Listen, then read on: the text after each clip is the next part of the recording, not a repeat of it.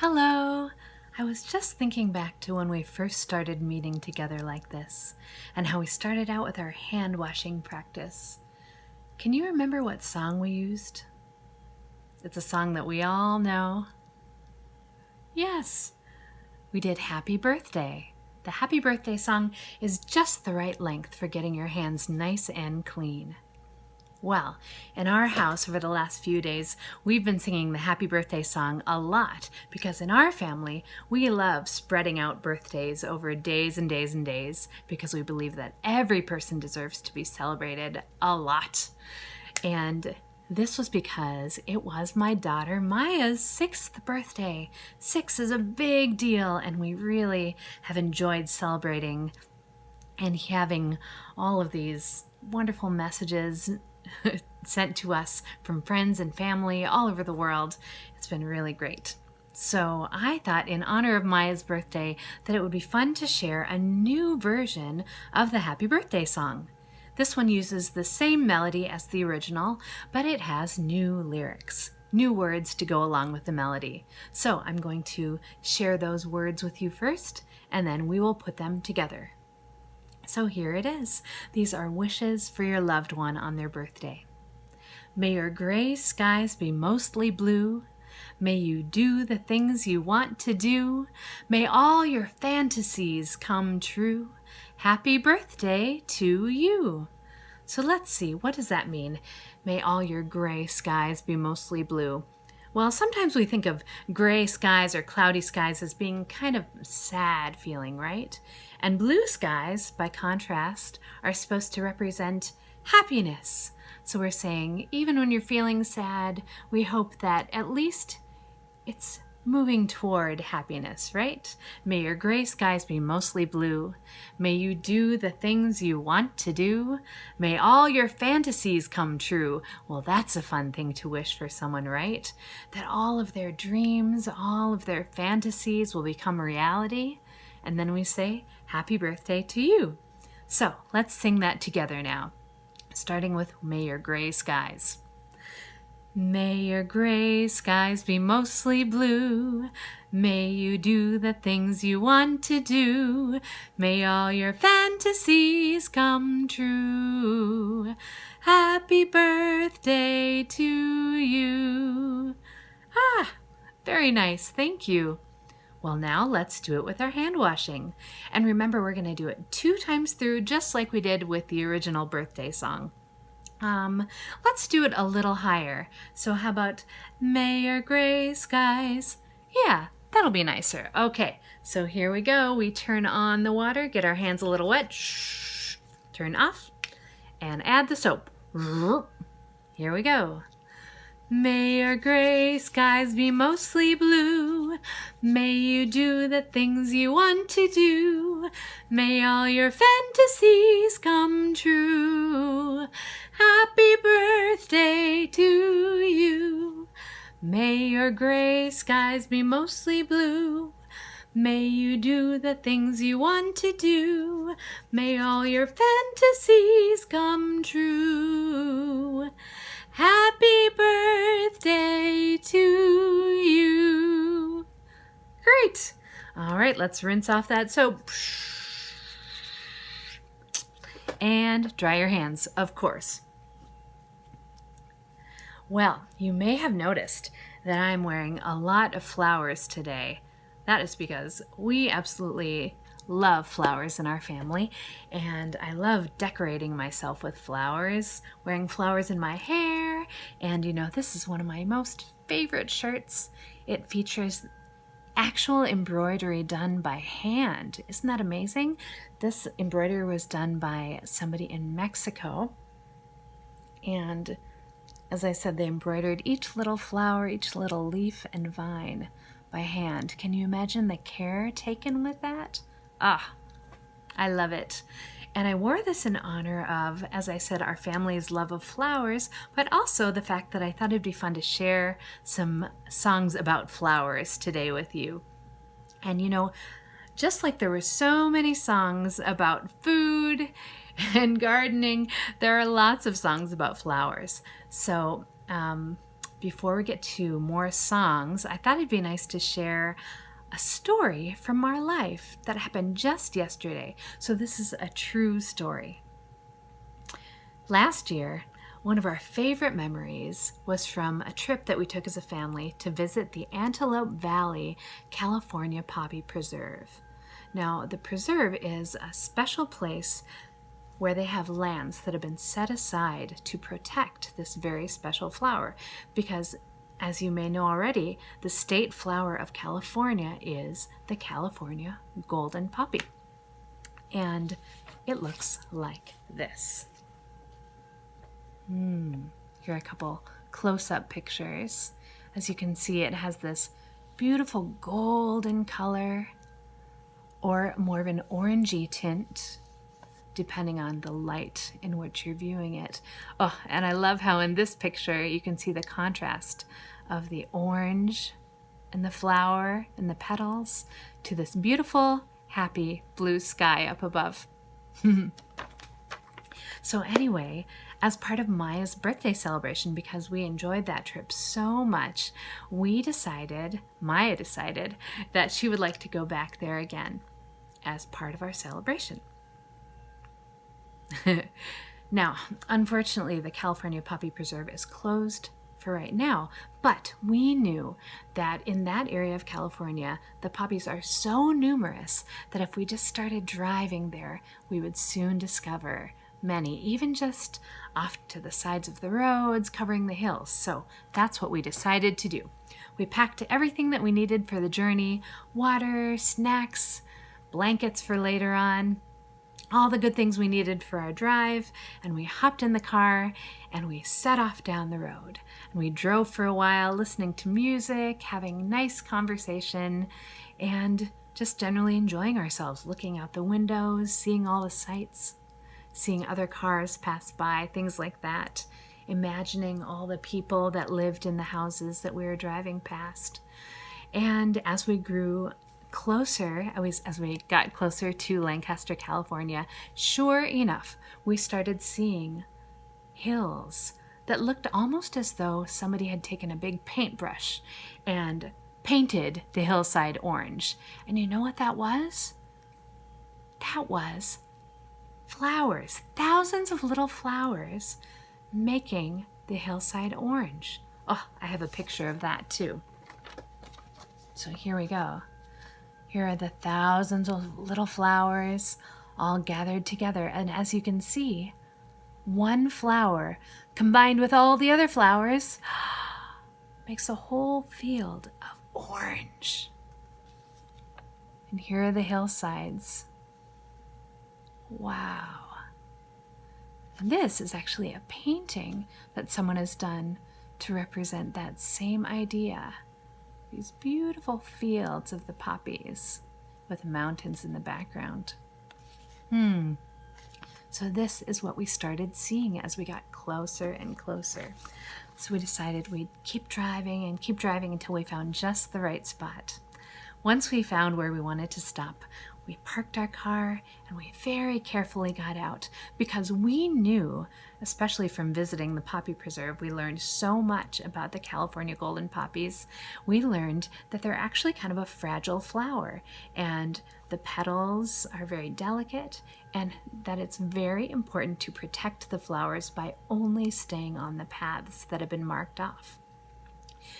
That's because if you go walking through the fields in areas that are not meant to be paths, you can actually trample on the soil and you can disturb the soil and make it so that poppies will not grow up there the next year. So as we got closer, we were very careful to just walk in the little paths that had already been set out. And we looked up nice and close at these gorgeous flowers. And I was just enjoying it so much, the feel of the breeze and looking out over the horizon, seeing this beautiful vista with the blue skies overhead and clouds.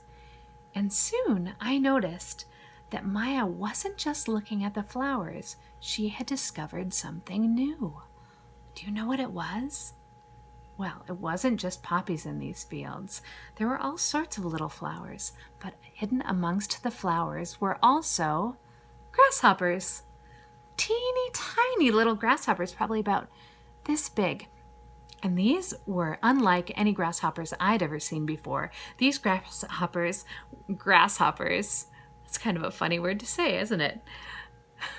They were yellow with black markings. So they had special stripes on the sides and little black markings on their heads. And Maya was trying to catch them. And you know, I love that about having special people in your life, right? Actually, anybody we know in our life we can learn from. And I always learn a lot from my daughter. And she helps me see new things in the world, new perspectives. And I'm sure you have people like that in your life as well. I don't think I ever would have noticed these little grasshoppers had it not been for her interest in them. It was such a wonderful visit.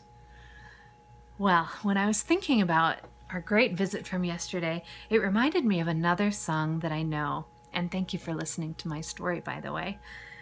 And this song is called Inchworm. And it's about another cute little insect, but it's also about another golden flower. So I want to show you a picture of this flower. This flower is called a marigold. Beautiful, huh? When I was a little girl, we actually grew these in a cup at school as a gift for our mothers on Mother's Day. So this is a marigold. This is what we'll be singing about in this song. But before we get to the inchworm and the marigold, this song actually starts off with a bit of math. Isn't that interesting? So it starts off with a little chant with some math facts. And some of these you may know already, and some, well, it may help you learn just like it helped me learn these math facts. So it starts off by, well, I'll sing it for you first. It sounds like this. 2 and 2 are 4. 4 and 4 are 8. 8 and 8 are 16. 16 and 16 are 32. 2 and 2 are 4. 4 and 4 are 8. 8 and 8 are 16. 16 and 16 are 32. And then it goes into the rest of the song. And I like that this song has 2 separate sections. It's a very short song, really. But if you have a lot of people, you can have some people singing the math section of the song and some people singing the little verse. And combined, they sound really lovely together. But, you know, it's just me singing today, so I'll sing them separately. So, math facts. So it's saying 2 and 2 are 4. Well, of course, that's another way of saying 2 plus 2 equals 4. And then we keep going. 4 plus 4 equals 8. And then 8 plus 8 equals 16.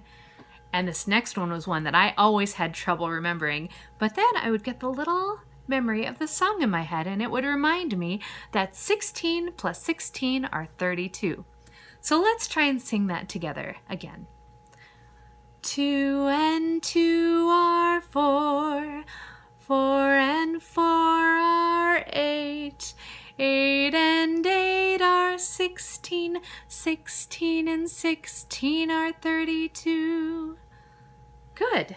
Now I want to share the rest of the song with you. So this talks about a little bug called an inchworm.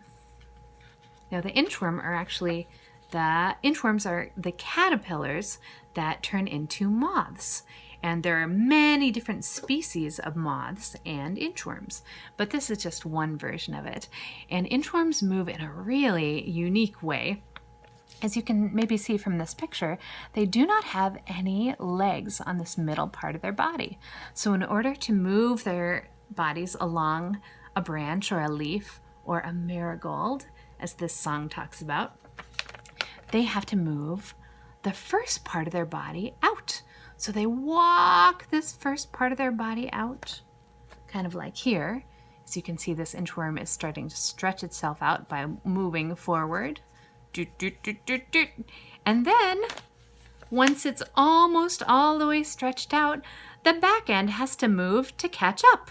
Doot, doot, doot, doot, doot, doot. And that causes the middle section to bend up like that again. Isn't that interesting? So that's an inchworm. Moves like this.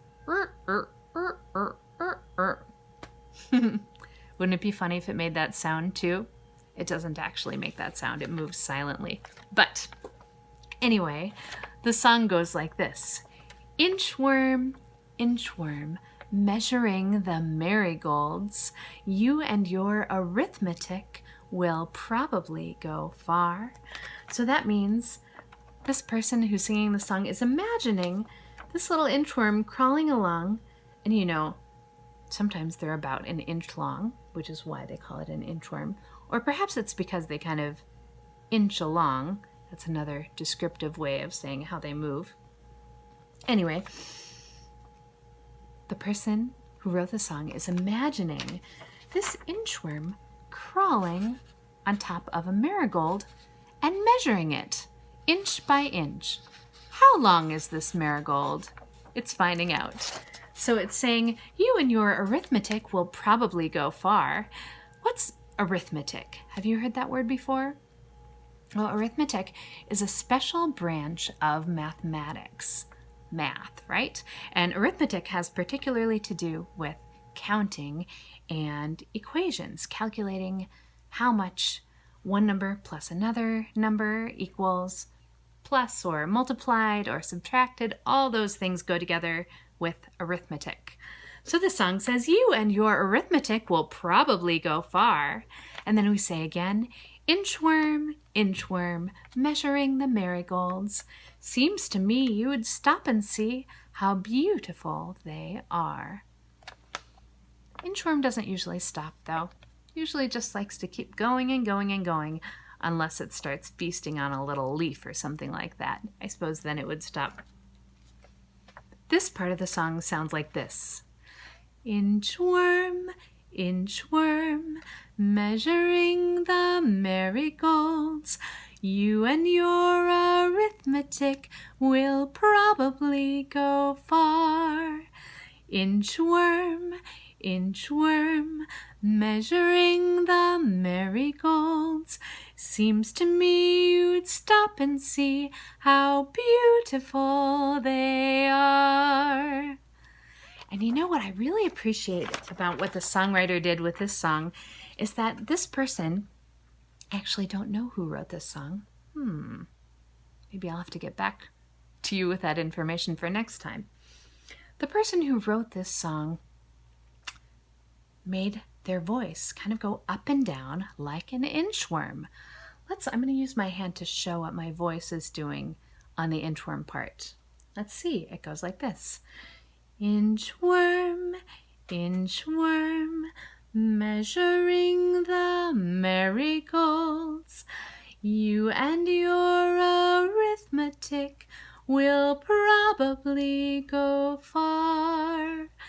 Inchworm, inchworm, measuring the marigolds, seems to me you'd stop and see how beautiful they are. Isn't that neat? Well, now let's sing the whole song all together. We'll start with a 2 and 2 R4. We'll sing that section through 2 times to start. Here we go. 2 and 2 are 4, 4 and 4 are 8, 8 and 8 are 16, 16 and 16 are 32. 2 and 2 are 4, 4 and 4 are 8, 8 and 8 are 16, 16 and 16 are 32. Inchworm, inchworm, measuring the marigolds, you and your arithmetic will probably go far. Inchworm, inchworm, measuring the marigolds. Seems to me you'd stop and see how beautiful they are. Now you know inchworm. Well, for our final song today, I thought I would share another song about a beautiful little flower. And this flower is a flower that grows in the mountains, and it's little and white. It's called an Edelweiss. It's such a unique flower. As you can see, it has star-shaped blossoms, and the petals are kind of furry. Isn't that interesting? You don't see very many fuzzy flower petals. I like to imagine, since they grow in kind of colder parts of the world, that maybe the fuzz grows on the petal to help the flower stay a little warmer, kind of like a little coat or sweater or something like that. Here you can see it's growing right out of the side of the rock. Wow, isn't that interesting?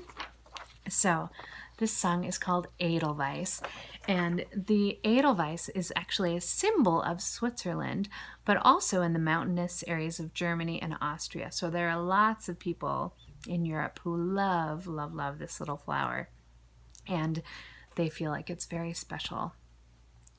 And so Edelweiss is a really famous song that you have probably heard before.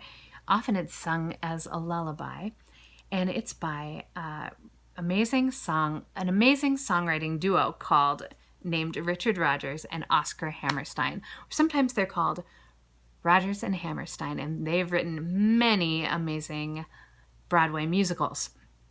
Now, this song is from a musical that was written in 1959 called The Sound of Music, and I'm sure you know many other songs from The Sound of Music too. It's a wonderful show, and they made a movie of it in the year 1965. So let's do this song. If you know it, please sing along with me. Here we go. Edelweiss, Edelweiss,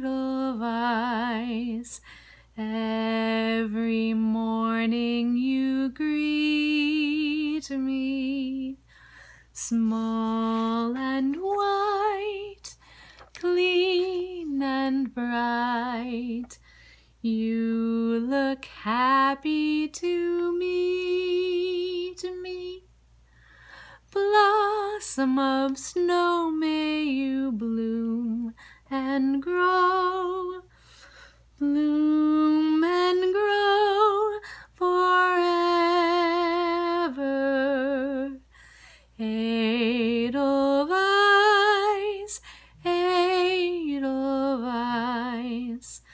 bless my homeland forever.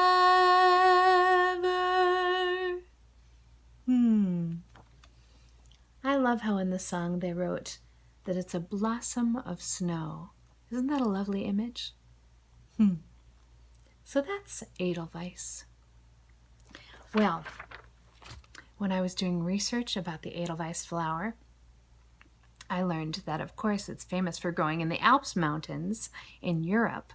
But when I was researching, I also found out that this flower actually originated in the Himalayas, way over in Asia, this huge mountain range called the Himalayas. And eventually, this little flower migrated over time to make its way to the Alps in Europe. Isn't that amazing? It really makes me wish that I knew the true story of how that one little flower, or perhaps several of them, traveled across those many miles to make a new home in the Alps. Isn't that fascinating? Well, botanists are people that study plants and flowers. They have been studying for centuries all the different kinds of flowers, and now they believe that there are over 400,000 different species of flowers in our world. Isn't that incredible? With so many flowers in the world, I am curious to know what's your favorite flower and why.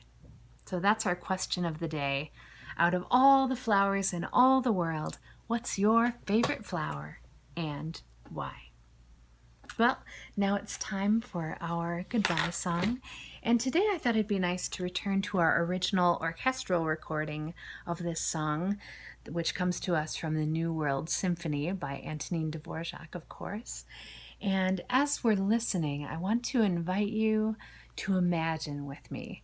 Sometimes I like to close my eyes and listen to music and imagine what the music is telling me. And sometimes I get little images in my head. So I was wondering if you could imagine with me, since we're talking about flowers and plants growing up. To me, it sounds like as the English horn that's playing the main part of the melody is swelling and growing, I can imagine a little plant growing up, sprouting out of the earth and reaching its way up toward the sun. So as you listen with me, see if you can see that in your mind as well. Here we go.